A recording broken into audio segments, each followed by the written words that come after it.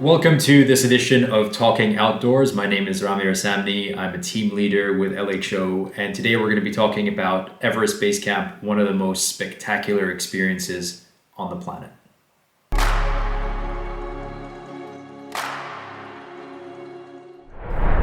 So a typical day on Everest Base Camp starts with a 6 a.m. wake-up call, usually breakfast by 7, move by 8.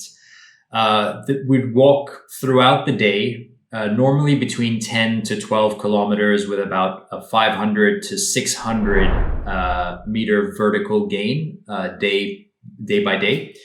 And we normally finish the day around 3 p.m., between 3 and 4 p.m. Every day we follow the same trajectory. That's a very slow, steady pace. We take our time. We have a lunch break that's usually about 1 hour at a tea house on the way. So we stop, we get our, we take our bags off. We have a hot meal, and we also have tea breaks along the way as well. Normally we would do 1 or 2 tea breaks depending on the pace and the conditions on the mountain as well. We don't want to be exposed for too much if the weather isn't great, but if the weather is good, we can take our time, and and we just go at a nice, steady and easy pace throughout the day. As we get higher into altitude, the distances that we cover are shortened slightly, and the vertical gain as well is shorter still. And sometimes there are days where it's a bit longer. There are some days where it's a bit shorter, but typically this is what a day on Everest Base Camp is like.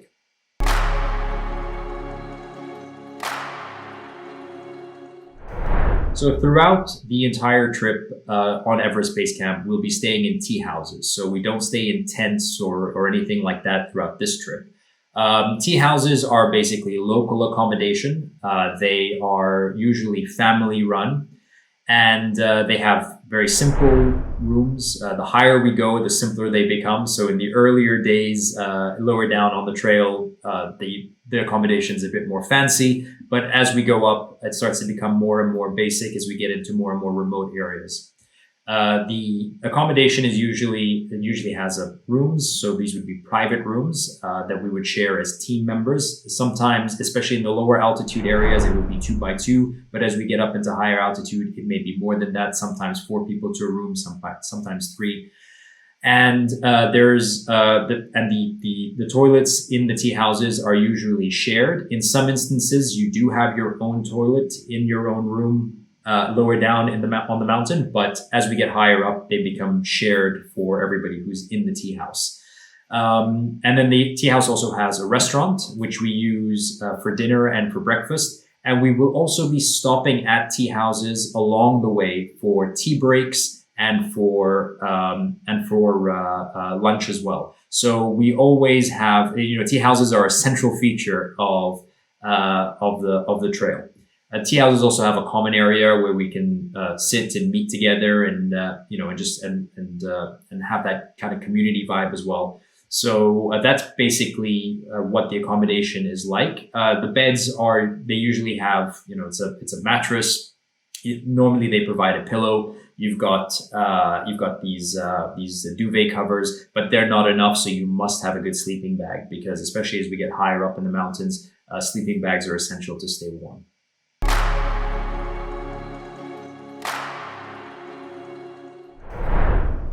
The charging situation is normally quite straightforward on Everest Base Camp. In the lower altitude tea houses, you can charge your phones or whatever electronics you have in your rooms. As we get higher up, there are less opportunities to charge, and normally there are charging stations in the common area. And depending on the tea house and how high we are, the tea houses will start to charge at one point for using your equipment.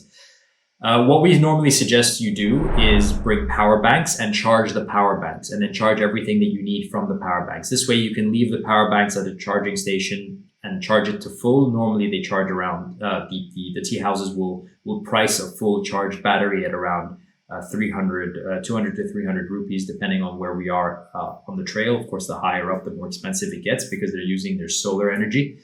And then you can just charge whatever electronics you have. So I would say a big power bank, or a good solid power bank that can give you 4 or 5 charges would be a good thing to invest in for this trip.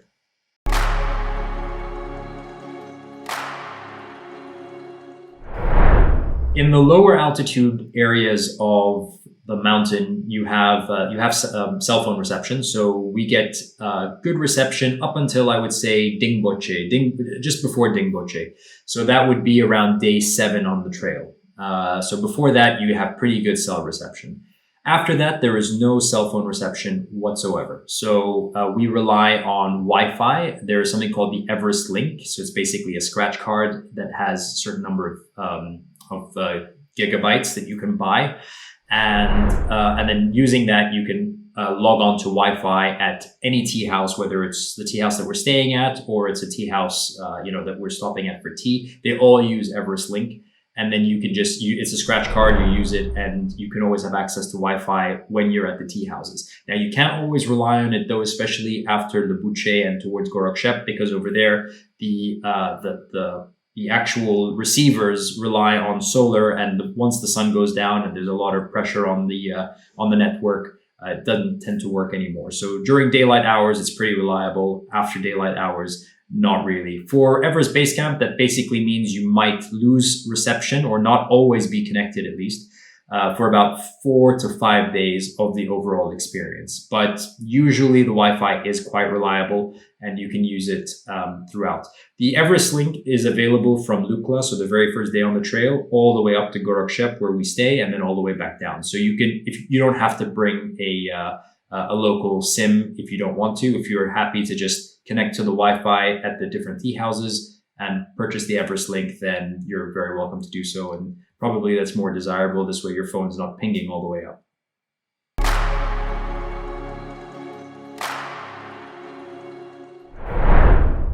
So the first ingredient that you need to have in order to make this experience happen is that you have to want it, right? If you don't want it, you're not going to understand why you're putting yourself through it.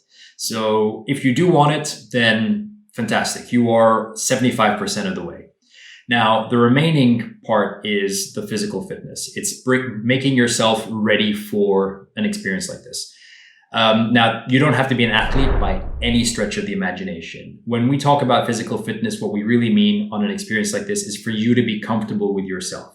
The more comfortable you are with yourself, the more confident you're going to be, the more in the right headspace you're going to be, and the more enjoyable this overall experience is going to be. So we would say for a trip like Everest Base Camp, going for, around 3 training sessions or 3 to 4 training sessions per week in the lead up to this experience would be more than enough. When we say training sessions, what we mean is anything that works for you. So we understand that not everybody has access to trails. You don't have access to the best thing to train for trekking is to trek, right? But if you don't have access to it because you're living in a city, that's perfectly fine. Then it's any kind of training that works for you. For some of us, it's swimming. For some of us, it's, weight training.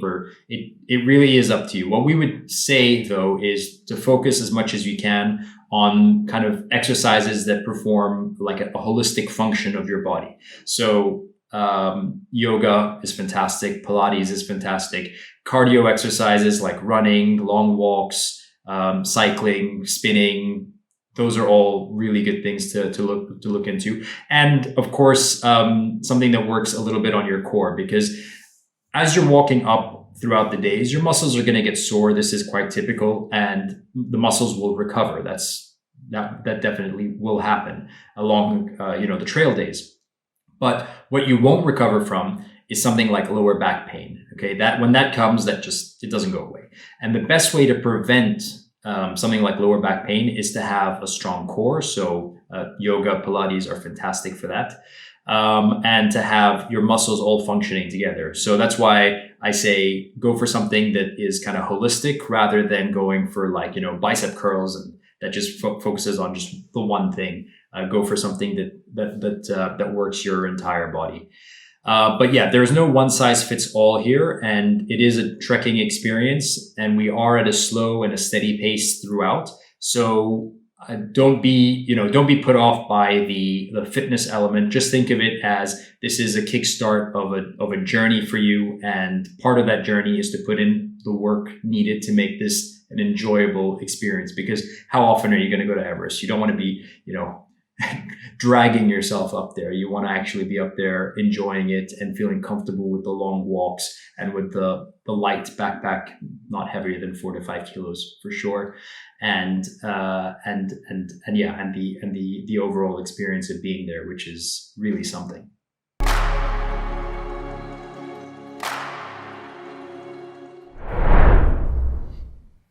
So when you're on this experience, you have 2 pieces of luggage with you, right? You've got your duffel bag. The duffel bag goes up the mountain with the porters, and the day pack, that's what you have on you every day. Every single day, your team leader will brief you on what you need to pack for the following day. So you will have access to your duffel bags every morning and every evening, but not throughout the day. So it's important for you to pack the essentials for what you need for the following day.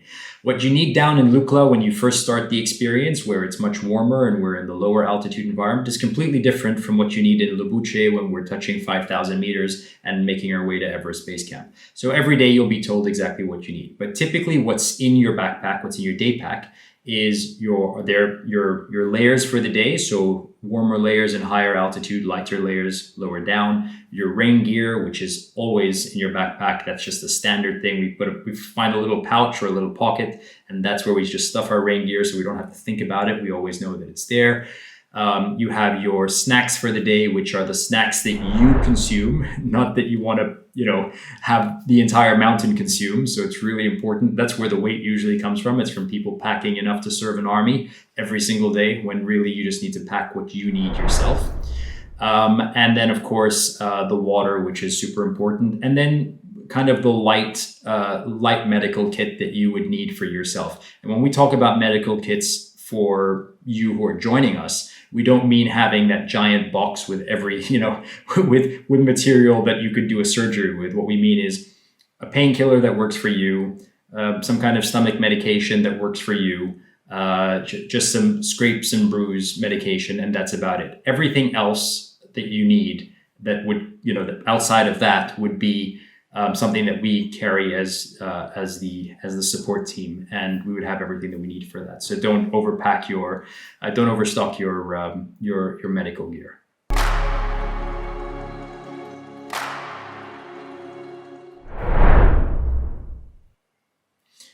So for Everest Base Camp, you don't really need any technical gear. When we talk about technical gear in a mountain context, what we mean is the stuff that you need to go up onto the glacier. We're not going to go to the glacier on this trail. We're going to walk next to the glacier and on the glacier moraine, which is just to the side of the glacier, but we're not actually going to go onto the glacier ourselves. So we don't need anything like crampons or ropes or harnesses or helmets or anything like that. What we do need are trekking poles, extremely important, especially for the way down, but also for the way up. You're going to need good trekking boots. So I'd say those are the 2 pieces of essential technical gear. And then, of course, if you look at the gear list that we provide, you have all the different layers that you need. So the waterproof pants, the trekking pants, hard shell, down jackets, these things. These are clothes. We wouldn't classify them as technical gear, but they are technical trekking clothes that you should be familiar with. So have a look at the gear. You'll see that there is an explanation for almost every gear item there. So if there's anything that you don't know, you can always reach out to us and we can help you decipher some of the jargon. If everything I just said is gibberish, that's perfectly fine as well. Reach out to us and we'll help you out.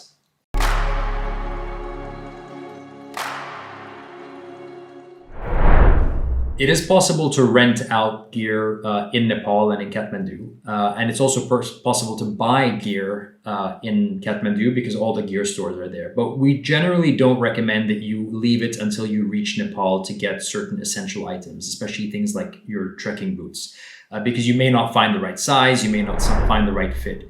We also don't recommend renting clothes because, I guess that's a personal choice, but for me, I just find it a little bit, it's not going to feel as comfortable as if you were in your own things.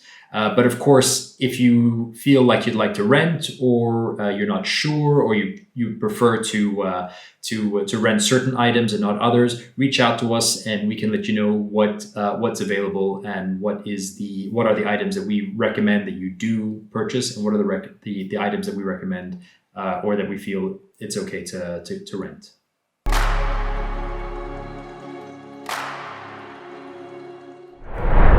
Camelback bladders, or so kind of water bladders, basically. Camelback is a brand, but it's kind of used colloquially to describe basically a sack that's put into the bag with a straw that you can drink from. This is a very efficient item to use when trekking, especially for Everest Base Camp. It's not recommended when we're doing technical trips, but for a trek, it's generally quite good because it gives you easy access to water. Just a couple of things to consider when using it. One, make sure that it actually seals properly, because one of the big problems that we have with it is that it's basically a sack of water, right? And if you don't close it properly, then sometimes it floods in the bag and it creates, all kinds of problems. So it's really important to get something, a brand that is that's super solid, and that you are familiar as well with how to close it and lock it and make sure that it's not leaking, and that you check it every time you put it into your bag. So that's really important. We also wouldn't recommend it for if you're going to do an early morning to Kalapatar, which is nearby Everest Base Camp. Sometimes we go early in the morning to catch the sunrise. The water may freeze in the hose and it becomes very difficult to consume the water. So you actually end up just having the weight on your back without being able to actually access that water. So we would recommend not using it just for that one particular portion. But for everything else, it's a highly recommended gear item.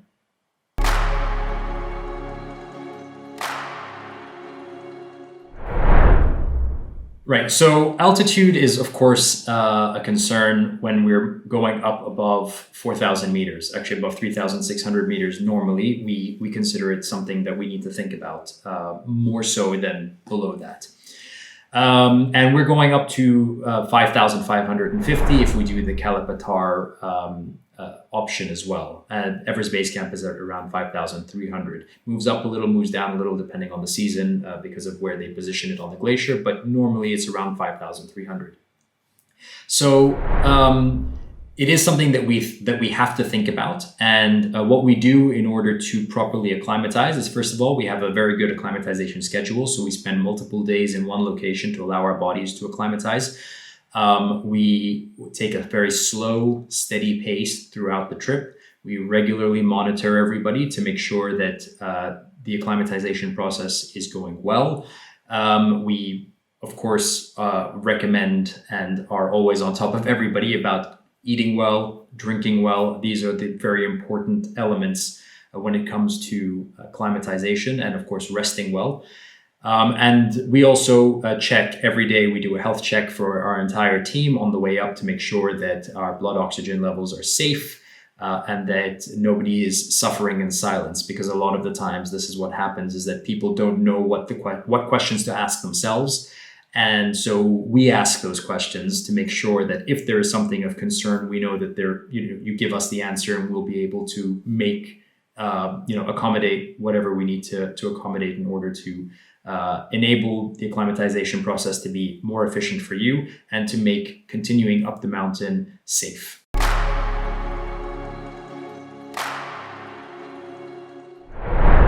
The team leader and the guides have all the medication necessary for safe ascent, and more importantly, a safe descent of the Everest Base Camp trail. And we do not recommend pre-medication.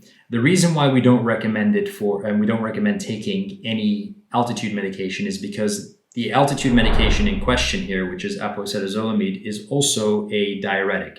And diuretics are a big concern in an environment like Everest Base Camps, because the number one issue that people face when going up into high altitude, especially in this region and where we have a very good soft acclimatization schedule, is dehydration. It isn't actually altitude. Altitude falls down the list of issues by about 3 to 4 marks. So, but the number one issue is dehydration. So by taking these medications, you are actually exacerbating the number one priority of concern to us, in the hopes that you are, dealing with issue number 4 or 5, which on our kind of balance of issues would be not the right way to go about this. So for acclimatization, it's eat well, sleep well, drink well, slow, steady pace, listen to your team leader, be honest during the health checks, and that's the best way to go forward. Trying to medicate in order to not feel the mountain at all and not to have any, to feel like you're at sea level, I don't think there's a good reason as well to be up. I don't think being in the mountain and trying to medicate yourself to feel like you're not in the mountains is the right way to go about this. I think it's much more important for you to just think about what it is that you're there to do, to focus on the natural ways in which we acclimatize, and to leave the medication to the professionals who are with you in the event that we need it, should that event occur, which is very rare.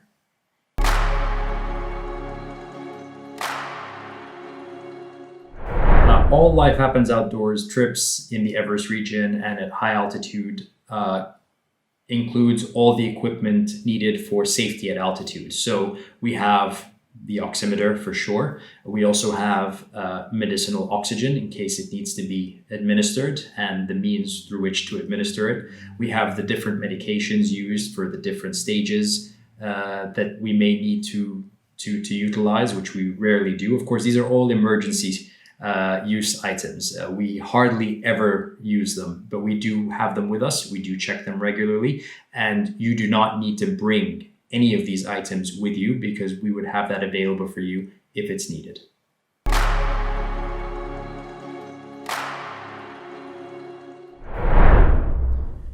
There are definitely lots of things to do in the Everest region. So Everest region is home to some of the biggest mountains on the planet, the biggest mountain on the planet as well. And so there are lots of different things that we can do whilst we're there. So if you're planning to go to the Everest region and you'd like to do some mountaineering or see a little bit more, there are add-ons that we provide to our community members that you can purchase when you go to Everest Base Camp. So one of them is to climb Le Boucher, which is a 6,100 meter summit. Just facing Everest, it's a spectacular climb. We typically offer this in the April season. It adds, I believe, 4 to 5 days to the trip, where we go up to a high camp. We learn how to use the technical equipment, and then we go for a summit on the glacier, which is spectacular. Another add-on is to go to Island Peak, which is around the other side of Mount Everest and just below the south face of Lhotse, which is another 8,000 meter mountain. And that's another technical summit that we also offer. Typically, we offer this one in November time. So if you're joining one of our Everest Base Camp trips in November, then Island Peak is a mountaineering achievement that is possible as an add-on to the Everest Base Camp after having achieved Everest Base Camp, of course. And Le Boucher would be something that's possible to add on during the April seasons typically. Sometimes we do have trips at different points. So sometimes we do Le Boucher in the fall season or Island Peak in the spring season. So do reach out to us if this is something that you are interested in, or if you have one particular mountain between the two that you would like to do, because it's highly possible that we may be offering that as well. And of course, if you are looking to trek and you just want to push the trekking experience to the next level, you're not really thinking, I want to go to the top of a 6,000 meter mountain, but rather you want to just enhance that trekking experience or give yourself that extra challenge, that extra kick, then it's possible to go up to Kalapatar, which is a small summit. Well, in the Everest region, when you say small summit, you mean 5,550, so it's not very small. But when you're staring at 8,848, it has that kind of awkward perspective. And that's a small add-on. You do it as part of the regular Everest Base Camp trips. You don't need to add any days to it.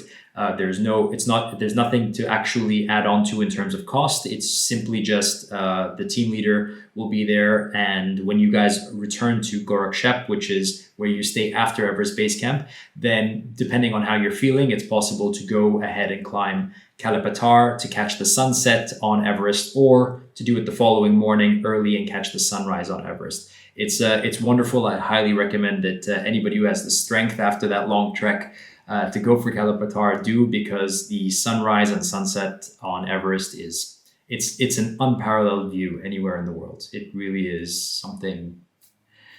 It's out of this world.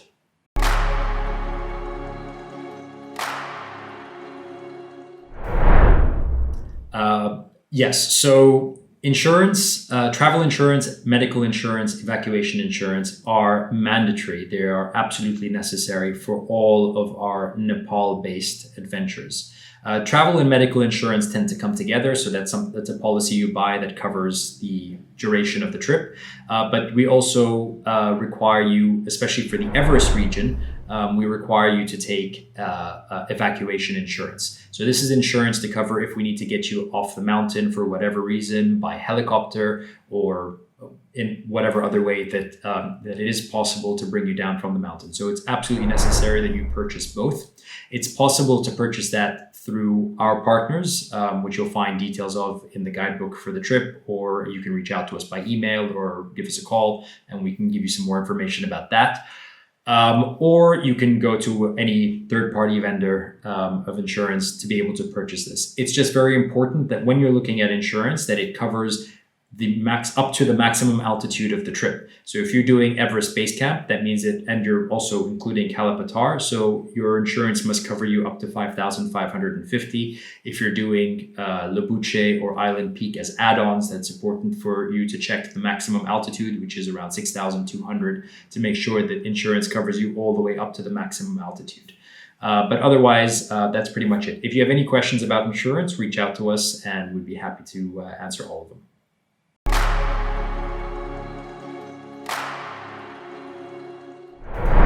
So 16 days is a lot of time to dedicate to one experience, and we totally understand that. Now, Everest is not just any experience, it's a trip of a lifetime, but it is possible to shorten this experience. And the way to do that is to purchase our helicopter add-on, which allows you to trek all the way, do the full trek up to Everest Base Camp, do the night at Gorakshep, and then on the way down, the day after, we would get a helicopter to you at Lebuche, which is one tea house down from Gorakshep, and then fly you down to Lukla, where you can get onto a fixed-wing aircraft back to Kathmandu. Normally in the same day, but sometimes there might be an extra day spent in Lukla. Whatever happens, this shortens your itinerary down to around 12 days, so it shaves off quite a few days off the trip. And for some people for whom this is a make it or break it, if it's they just don't have the number of days to be able to trek all the way down, they have work commitments, life commitments, then this is definitely an option. And you can reach out to us about the helicopter add-on to shorten this trip by dropping us an email or reaching out to us on the WhatsApp or Zoom call, or all the different ways that you can reach out to us through the Life Happens Outdoors website.